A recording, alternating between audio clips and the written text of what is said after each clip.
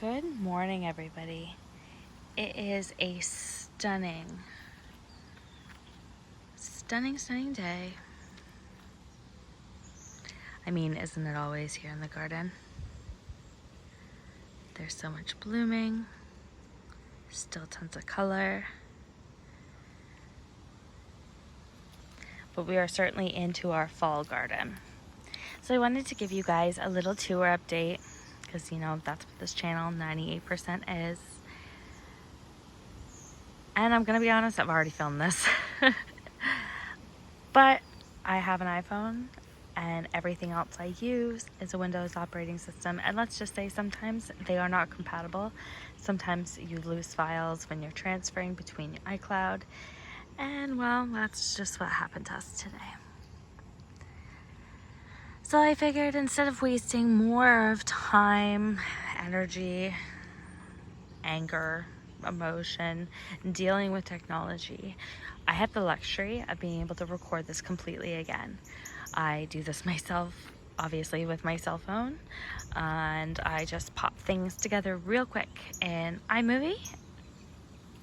Then we upload right from my cell phone to the app. Really no strings attached. So this isn't a situation that should be halting, giving you guys the experience of coming to the garden. Just quickly panning over everything, and of course, in true fashion, I'll go back through everything. But I don't typically bring everybody through for a quick rundown. And I kind of wanted to do that. Rocco and I are just out walking around. He's checking in, making sure there's no critters. I'm just checking out the sights.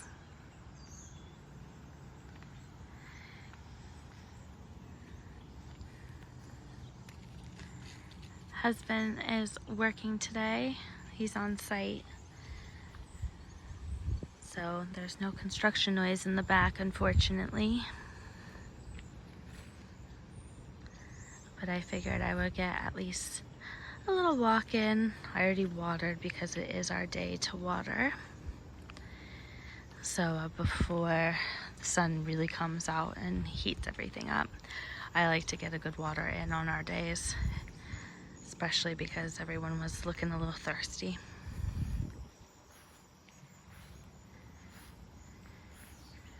Lots of changes.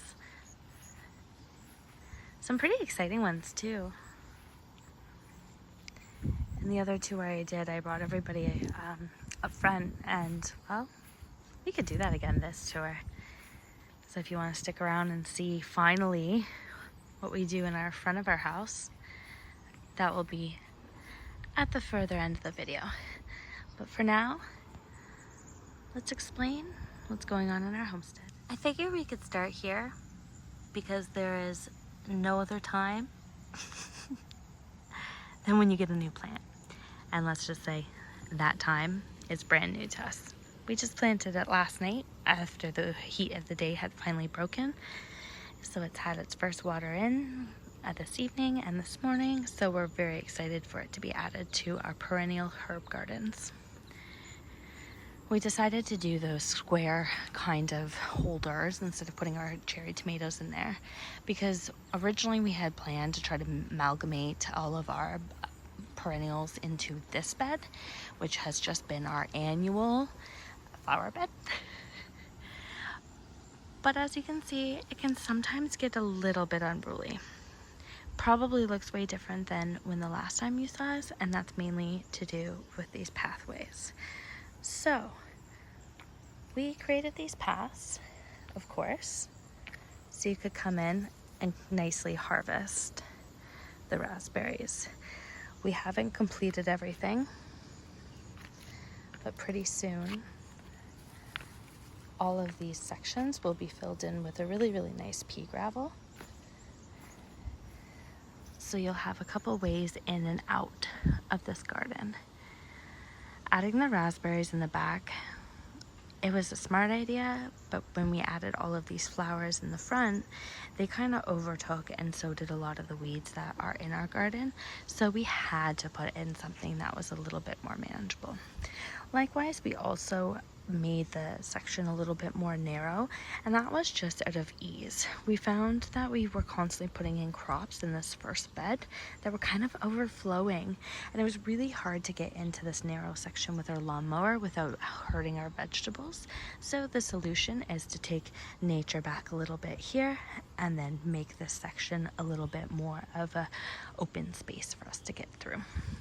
Now, typically, we wouldn't have a bed that this, I guess, overgrown mix of way too many variety. We have some beans, we have some peppers, we have some tomatoes, we have some radishes, we have some overgrown radishes, we have some cucumbers.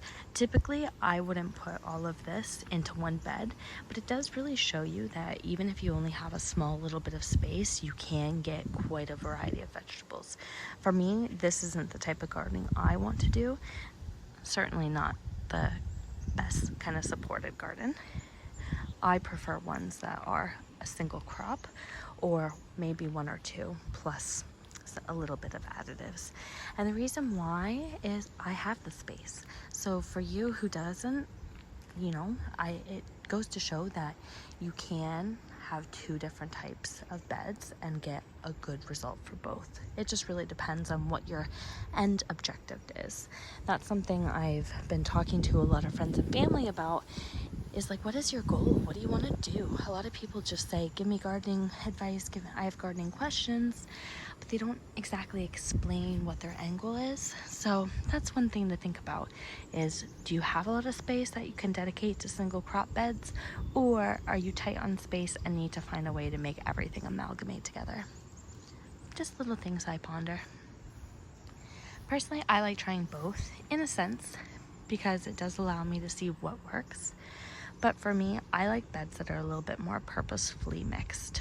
So this bed here, of course, sorry, I didn't even mention the bed we just went by. That's my pepper bed. It's just going off like crazy. I don't like to brag. This one here is a mixed bed that I actually enjoy. At the front here, we have a ginormous cinnamon basil, and then all of our tomatoes are trellised. But along the sides, I planted basil, planted marigolds, and I planted some smaller variety of tomatoes, some like snacker varieties. So I think personally this works out really, really well, because you have a variety of heights. And I think that's important to realize, that where the first bed just kind of looked unruly, this one looks unruly but with a purpose. I hope that makes sense, and I hope you guys agree with me. You can leave your comment below if you want to, let me know your thoughts. This bed here, sorry if I'm not going into complete detail. There are other tours that explain more in detail what's going on in each bed. I have one where I specifically tackle this one because, as you can see, there's some mildew again, and I take care of that initially when we were a little bit earlier in the season. But for right now, I haven't touched anything outside of watering this morning, so this is exactly how my beds look right now. Tons of weeds, some pressure from pests, some new growth that needs to be tucked up, all sorts of things. This bed here is my miniature gourds, and we have a couple newbies, which is really exciting. And I thought it was kind of done, but I definitely have some new ones coming in as well. I think gourds, squashes, all that sort of thing, they're more of a cool weather crop, because I've also noticed this one here, which is my acorn, it's producing really well as well. And I found that got a little bit more as soon as it started getting cooler. Tell you someone who hasn't been enjoying the sun though. Aren't they just stunning?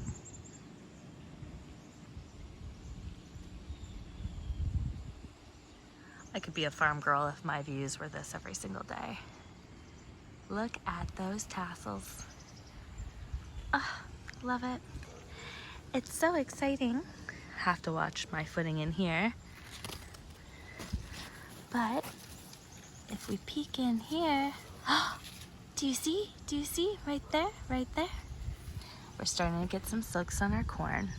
This is a glass gem corn, so I did have a couple people mention how I was probably excited to really eat it. I'm actually growing this for ornamental purposes, so I'm going to be drying them out because they're a rainbow of colors for the kernels.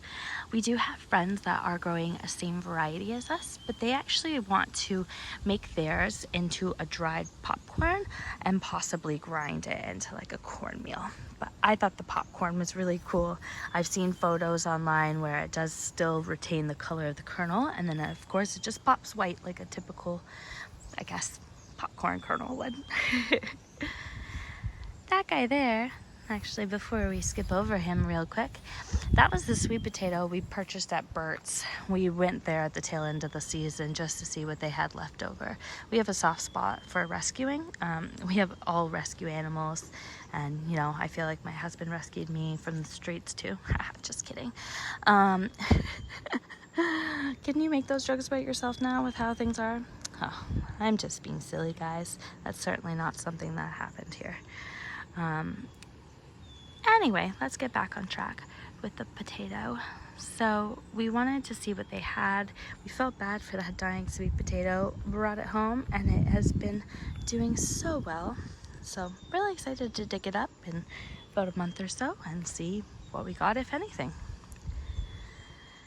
This bed here, love and hate relationship with it this year. We've certainly already been talking about what we want to change, what we need to change, and we don't think that this trellis is going to be the best for beans. At least not in the state of using these canisters versus using a bed. You can see I tried to plant some more in the bed and we're trellising them up again. But I definitely think using a trough planter with such a heavy feeding vining crop isn't the best. Just didn't get a very, very good harvest on that one. This one here though, I quite like. It's kind of haloed. There are some beans that are growing on it right now. But this one's doing a little bit better. Still not 100%. Dun, dun, dun, dun, dun. Oh no, what happened here? Well, cucumbers are done for the season. We definitely agreed that we're kind of finished. Now we do have two patio snackers kind of right up there with the yellow flowers. So we figured it wasn't a big deal to chop out all of our cucumbers. We have just pickled way too many. Most of them are going in the compost. And we have no spaces right now for lettuce, and we want lettuce. And we want to start planting more peas. So we're doing that in that bed. Some tomatoes that we're just stealing from. This bed is coming along. We're certainly deep into doing our fall planting. I think these are volunteers. I didn't plant tomatoes. Not sure why there's a giant clump of tomatoes, but apparently that's how we roll. Some kohlrabi, some more carrot coming up, peppers, radish, beets, and a brand new dill forest. I love dill and how beautiful it is. Please excuse our compost. I know you guys just saw a tour where we expanded, but I think we need to do it again. This is probably our strongest fall bed so far. I love new beds when they come to fruition. We have beets in here, we have spinach in here, we have radish in here. I think kale as well. I could be wrong on the kale. This bed also probably looks a little different for you guys as well. Previously, right down the center, we had so many carrots. It was actually pulling on the onions, so although you see a couple of those tipped over, it was more so because they were getting disrupted by the heaviness, especially when we were watering or if there was rain from the carrots. So we decided we just wanted to pull them all. And it's a good thing we did. We had so many carrots that we ended up walking around our neighborhood and trying to find people to give them to. It was incredible. Incredible for the fact that we got to do something so exciting as that, and then B, incredible that that was our 4th harvest. So if you live in our neighborhood, definitely let us know your garden favorites, because sometimes that happens. And if we know where you live, there might be a little present at your door. Oh, wow, look at all those. My husband is going to be so excited. Cherry tomatoes are all planted for him. Got some leeks. Now, I said we didn't have space, but there is some lettuce already planted in there. Just not sure if it's going to be coming up. So we might have to rethink about planting, but really hard to tell if those are going to be weeds or if they're going to be lettuce. I think they're weeds. Speaking of giving things away, we decided we don't really like these eggplant, or any eggplant, to be honest with you. So eggplant is off the list of things we'll grow for next year. Oh, wow. Look at this guy. Now he looks a little scraggly because, as you can see, I'm kind of dealing with some powdery mildew. Also, very unfortunately,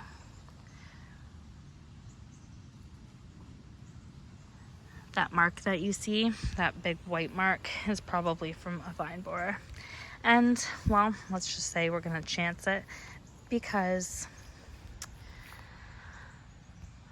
we have a baby. If you've been following me for any portion of time, you'll know that that is a State Fair giant pumpkin, and I am so stoked on it. But I guess that's really all, folks. At least of this yard. Are you excited? Do you want to go see what we have at the front yard? Stay tuned. I just wanted to pop in before we went on a tour. I know these aren't everybody's cup of tea, but it really helps me out if you maybe just play these in the background while you're cooking or while you're cleaning your house. Honestly, I don't even care if you pay attention. Just kidding. I totally care if you pay attention. I have a lot to say, and I think I have some exciting stuff coming forward for you guys. But I am trying to increase the views. I am trying to increase the following count. And of course, like everybody, we want to find a way to really bring in a community here. So if you guys want to leave a comment, if you guys want to suggest videos that you want to see, comments you want to talk about, I would really appreciate that. It's sometimes hard to think of ideas and put yourself out there when you're not really getting feedback. It kind of gets you questioning if you're doing the right thing. And I just want to provide you guys with some kind of content that you want to listen to, that you enjoy, because of course I'm doing these videos for me. It's kind of like my little online diary, but I still want to make them enjoyable for you. This is a social media platform and I want to be social. So just wanted to add that in. Let's get back with the tour. Wow, this looks new. And it looks new because, well, I've never taken you guys up here. First, let me say, if you recognize the front of my house, if you know where I live, be respectful. Just be respectful. I wouldn't come to your home uninvited, so please don't come to mine. That's definitely something that has always, I guess, worried me about sharing online, and I've certainly seen other people have that same issue. And it's just, not really something I'm about. So now that we've gotten that out of the way, I wanted to show you guys finally what's going on at the front of my house. Some of this is from us, some of this is from the previous tenant. So we have some giant hostas. They are in full bloom right now. Stunning.